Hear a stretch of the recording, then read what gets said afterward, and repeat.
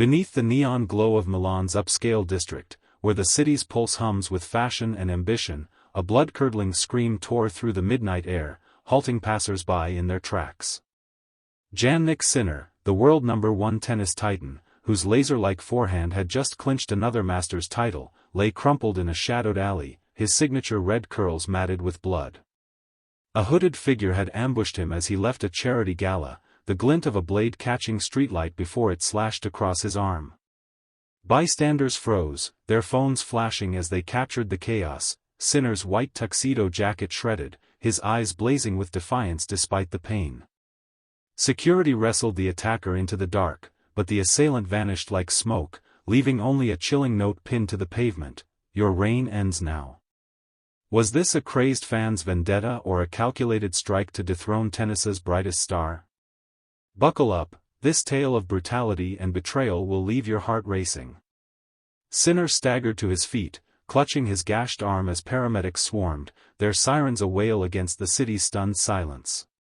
His team rushed him to a private clinic, where stitches sealed the wound but not the questions. The gala had been a glittering affair, celebrities, sponsors, and teammates toasting his unstoppable season. Yet whispers of envy had trailed him all year, from locker rooms to anonymous ex-posts hinting at resentment over his meteoric rise. A leaked police report sent shockwaves. The blade bore traces of a rare alloy, linked to a black market dealer known to supply mercenaries for hire. Surprise hit like a cross-court winner, had Sinner's dominance on the ATP Tour provoked a darker force? His coach, pale and pacing, revealed a chilling detail. Just hours before, Sinner had received a cryptic text from an untraceable number: "Step down or bleed out." Fans flooded social media with #StandWithSinner, but a rogue account taunted, "The king falls tonight." As Sinner lay in recovery, his mind raced. Who in his inner circle knew his exact route home? The plot thickened, and the tennis world held its breath. Smash that like button if this attack has you reeling. Subscribe to Aussie Sports Central for raw, unfiltered sports drama, your VIP pass to the scandals shaking the game. Hit notifications to stay locked in. Morning light spilled over Milan, but the city felt colder as police cordoned off the alley, now a crime scene littered with forensic markers and Sinner's bloodied cufflink, glinting like a fallen star. Detectives uncovered a bombshell. CCTV footage showed the attacker lingering near Sinner's hotel days earlier, their face obscured but their build eerily familiar, a former sparring partner axed from his team last season. The motive? A grudge over Sinner's ruthless climb, sidelining those who couldn't keep pace.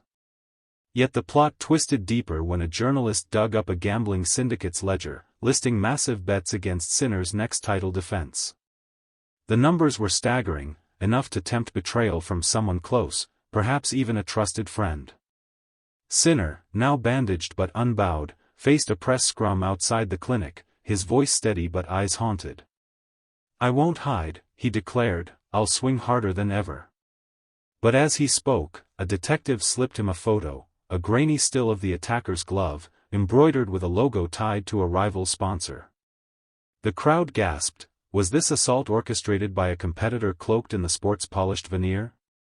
Social feeds erupted, from Melbourne to Miami, with fans demanding justice and rivals issuing cagey condolences. Sinner's next match loomed, but so did the shadow of a blade. Would he step onto the court as a champion or a target? The sun set on a tennis world fractured by fear, Sinner's resolve a lone beacon amid the storm. Aussie Sports Central brings you the pulse of this saga. Drop a comment. Who's behind the blade? Like, share, and subscribe for the truth behind the attack that could redefine a legend. Stay fierce, stay tuned. Hero, while Jannik grappled with a legacy now laced with loss. Her final gift, a handwritten note found in his childhood drawer, urging him to play with heart, not just hunger. He folded it into his wallet, a talisman against the void.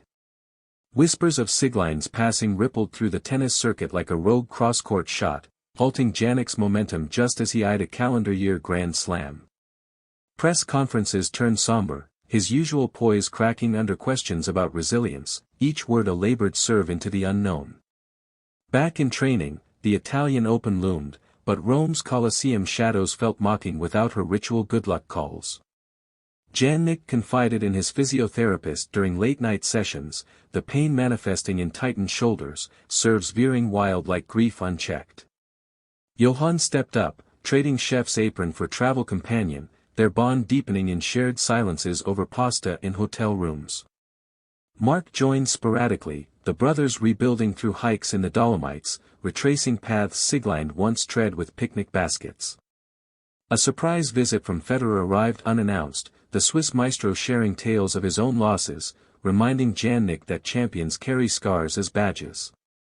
The emotional pivot came at a memorial match in Milan, where Jannik played an exhibition against Djokovic, dedicating every point to her memory.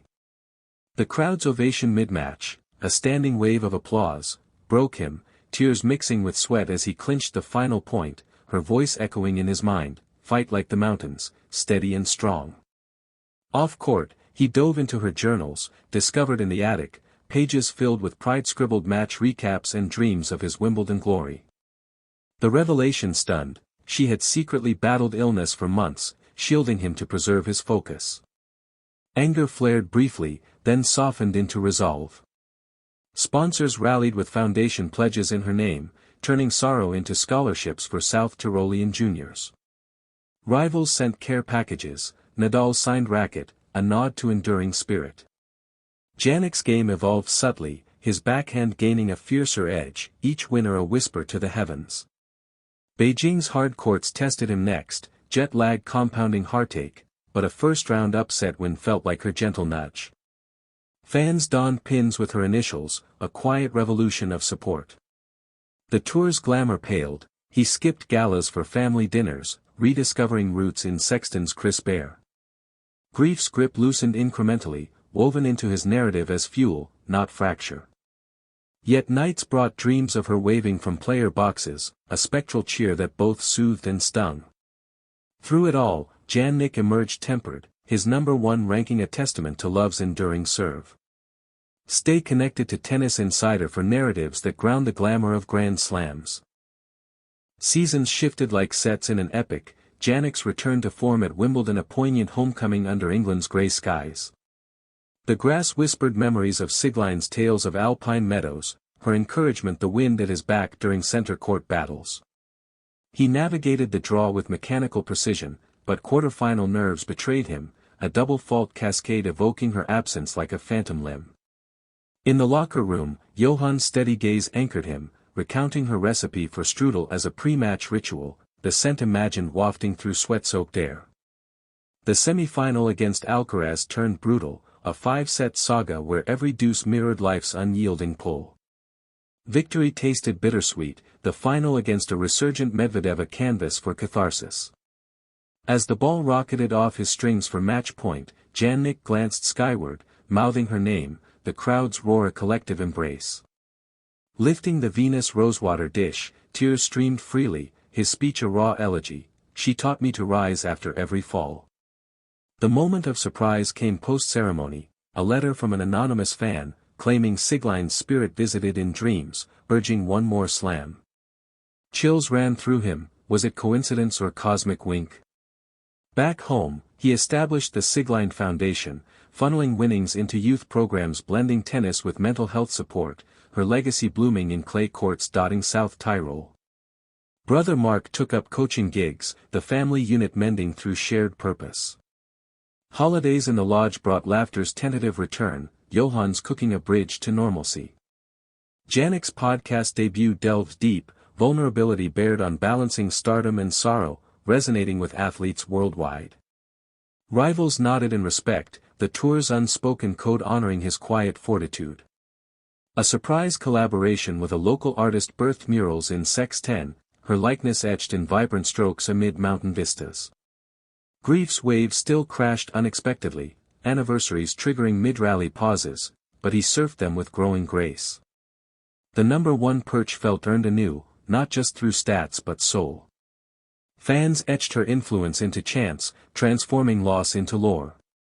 Jannik's next chapter unfolded at the US Open rematch, her memory the ace up his sleeve, propelling him toward history's pantheon.